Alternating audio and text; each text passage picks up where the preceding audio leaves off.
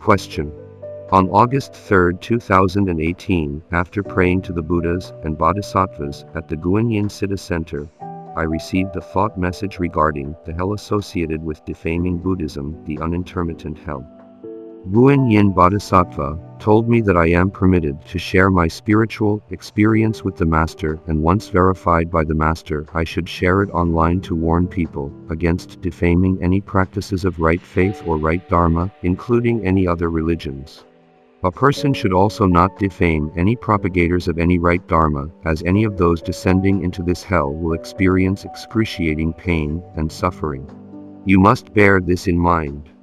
Buddhist practitioners must not defame the triple gems, the Buddha, the Dharma and the Sangha, with unwholesome intentions, nor should they collect money by illegitimate means or for personal use.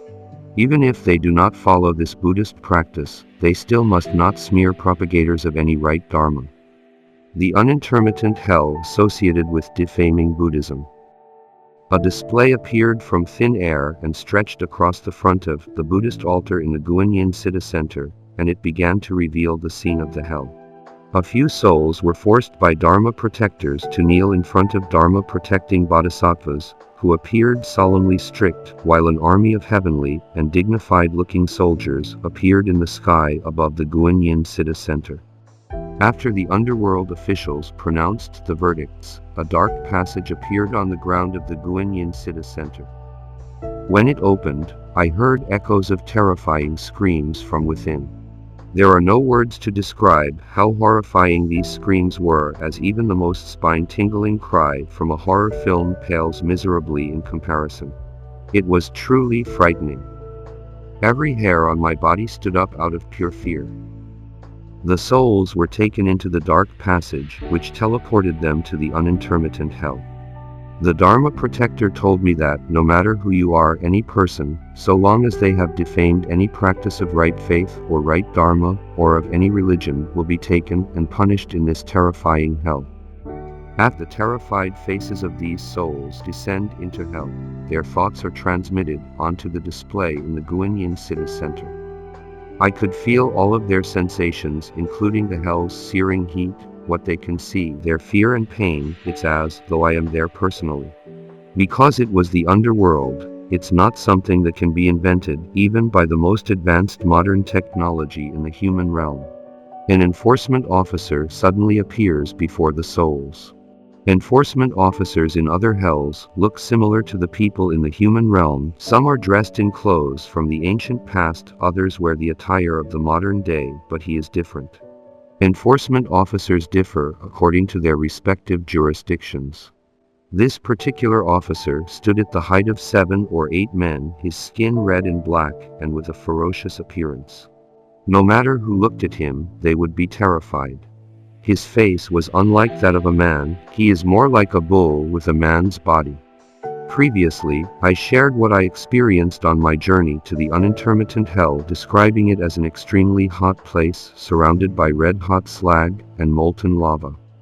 The enforcement officer grasped at the soul firmly, shouted a few words at the sky, and waited for the echoed response. The voice listed all the crimes committed by the soul and for how many years the punishment should last. I heard that the offender would spend 10,000 years in hell. As I didn't know how hell years were calculated, I asked Guanyin Bodhisattva, how many years in the human realm equate to 10,000 years in the hell realm? Guanyin Bodhisattva said nothing, but the eyes welled up with tears. The enforcement officer's power was incredibly strong as he blasted a hole into the slag with his fist. As molten lava seeped out, he took a large cup by the handle, dipped it into the lava with one hand, and with the other pried open the soul's mouth. The soul struggled and tried to break free, but to no avail, as the officer's strength was immense. The molten hot lava was poured into the offender's mouth. At the top of its burning lungs, the offender screamed a terrifying scream. The suffering from punishment in other hells pales in comparison. Their thoughts were transmitted to the display. It's too painful, Guanyin Bodhisattva. I wish that I could die. The lava is like liquid flames, burning through every organ, and my skin is blackened with the smoke from my pores. Blood and poos are seeping from my eyes and ears. It's unbearable. Every moment feels like 10,000 years. I don't want to stay in this hell for a second longer. I shouldn't have defamed the Bodhisattvas and Dharma protectors of the Yin Citta Dharma door. I shouldn't have spoken so irresponsibly and committed such severe verbal misconduct. I shouldn't have said that Yin Citta Dharma door was an evil cult. I was wrong. Every offender in this hell appeared charred, their faces indistinguishable to the point of facelessness.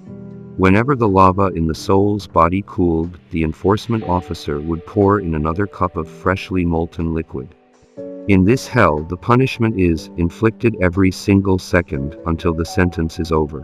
When the display disappeared, that's the thought message I received at my most clear-headed. Master Jun Hong Lu's reply. All those who defame the Buddha Dharma will be punished. It's just a matter of time. Have you heard me criticize any religion since I propagated the Dharma? This hell for defaming Buddhism is retribution for irresponsible speech. Even when dreaming of this hell, wouldn't you be scared? You will realize the consequence of defamation through the punishment. When a person's karmic retribution manifests, even the Bodhisattvas are unable to save them.